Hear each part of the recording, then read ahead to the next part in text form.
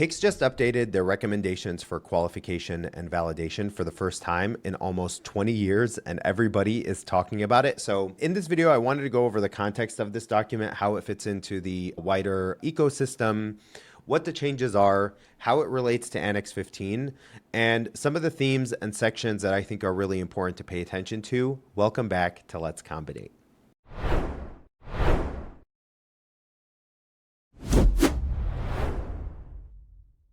If it's your first time here, I'm Subi. I'm a consultant, trainer, and auditor, and I'm the founder at Let's ComBinate. My whole background has been in pharma and medical device, R&D, industrialization, and quality. And when I used to see a guideline like this updated, I used to be really confused about what the different organizations are, what the context of this document is. And so I did a whole video on like USP versus ISO versus ICH versus PIC. So feel free to check that out. But for the context of this document, PICS is a cooperation of inspectorates, in other words, regulators. And in the scope of the updated document, it clarifies that the objective and purpose of the document is twofold. One is to serve as training for inspectors who are doing inspections, who are doing GMP inspections, and two, to give industry guidance to be able to improve quality. Now, it's really important to understand some of the context around this document, that Annex 15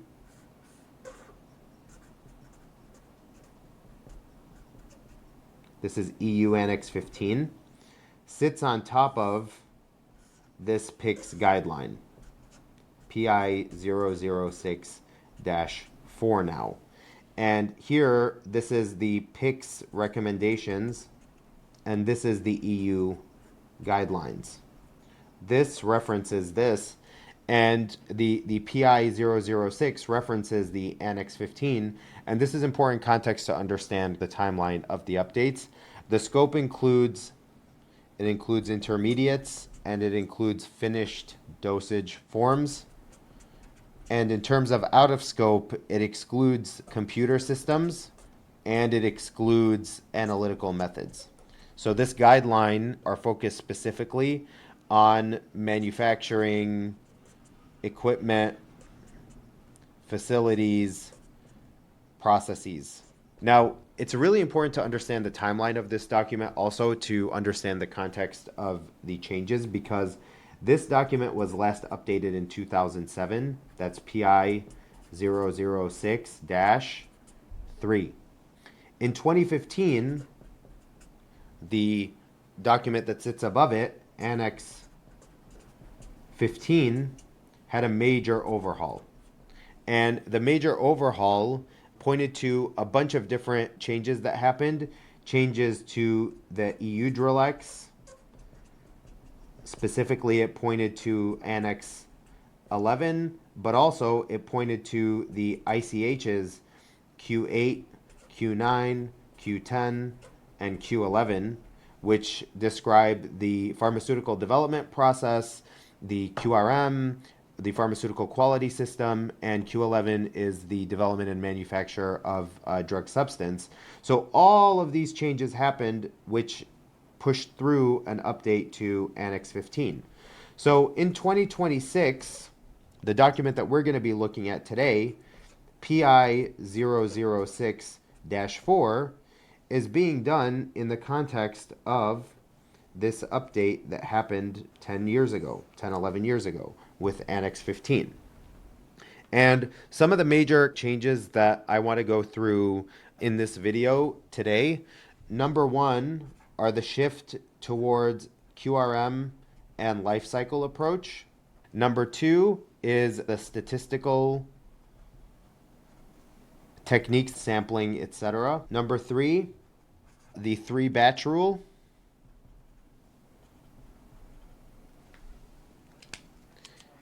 And number four, OPV, or ongoing process verification. Now, let's go over these sections really quickly. We're not going to go super in the weeds, but just to kind of illustrate some of the changes here. So for this first one, which is QRM and lifecycle approach, to illustrate the change here between version 3 and version 4, if we just look up the word risk in version 3, you can see that it comes up only 3 times in the whole document. Whereas in version 4, if you look up the word risk, it comes up 112 times. And so all throughout the document, you see risk being integrated. But the section that I wanted to focus on here is, but there are two sections that I want to focus on here in version 4. The first section is 2.5.7 here, where it says qualification and validation should be conducted using a lifecycle approach. The methodology, approach, and documentation applied should be appropriate to the lifecycle stage of the facility, utilities, equipment, system, or processes.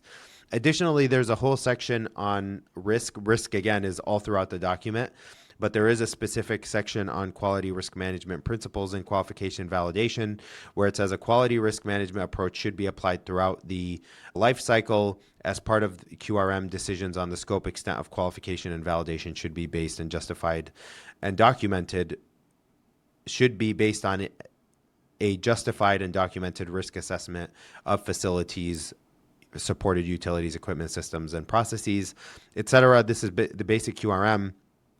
I think one important thing to highlight here is where it says other supplementary risks during qualification and validation may also include things that in many cases aren't considered. So risks to adjacent operations, risks to shared facilities and equipment, supply chain risks. And so I think that's a really important section to highlight there. Now, the second section that I wanted to go over is around the statistical techniques. Now, the next two sections I wanted to go over are 5.2.10 and 5.2.11, which speak to statistical techniques. It talks about having larger sample sizes being critical to characterize the variation. It talks about dealing with interbatch and intrabatch variability. In other words, variability within a batch and between different batches. It talks about the requirement to have a sampling rationale, and it talks about process capability in a way that I really haven't seen here, but it says the sampling method, the number of samples taken, the way of processing and obtaining data, and acceptance criteria should be defined and justified in advance of the validation exercise. I think that's widely understood in industry. I haven't seen it that point blank. And in the definitions, they define further capability study and CPK, PPK type stuff. So it's not just, the third thing I wanted to talk about was the 3-batch rule, because it says the purpose of the traditional approach to validate is to confirm the commercial process in a reproducible manner. The number of batches should be scientifically justified for initial validation of a new process. The data generated should be extensive to evaluate whether control has been established throughout the batch processing, et cetera, et cetera. It goes on to say that any resulting weakness of the validation data should be compensated by additional testing during the subsequent ongoing process verification. In the case of CPV, process performance is monitored continually, and so on it goes. We'll talk about that when we talk about CPV and ongoing process verification. And now I want to go into CPV and OPV, particularly ongoing process verification. OPV should be initiated for every manufacturing process after the conclusion of the initial process validation, that the validation doesn't end after the initial batches, and you need to essentially continue to demonstrate a state of control. And this helps ensure that your process continues to be capable and effective. They talk about this in some level of detail in other guidances, but I mean, there's almost a full page here just on ongoing process verification. Now, the last thing I'll end on is it talks about the different approaches that you can take. So in traditional validation, you do prospective validation, where you have a defined number of commercial scale batches. You establish that you have a process that's under control and that's reproducible, and then you move to some level of controlled process verification thereafter. Another method of ensuring that you have, and so that's the first one. Traditional is you validate multiple commercial scale batches, and then you move to a lower level of maintenance. That's option 1. Option 2 is the CPV approach, where you have accumulated a good amount of development and process knowledge, and essentially you're continuously verifying every single thing that's happening. That can be used as an alternative to traditional validation. And then it describes a hybrid model where it's a combination of traditional and CPV, which can be useful when you have substantial product or process knowledge, and it allows you to incorporate historical manufacturing data. And the important thing to note here is that in this guideline, CPV and OPV are not one-to-one. And CPV is an approach for the initial process validation, whereas OPV is what you do after validation during routine commercial manufacture to confirm that the process remains in control.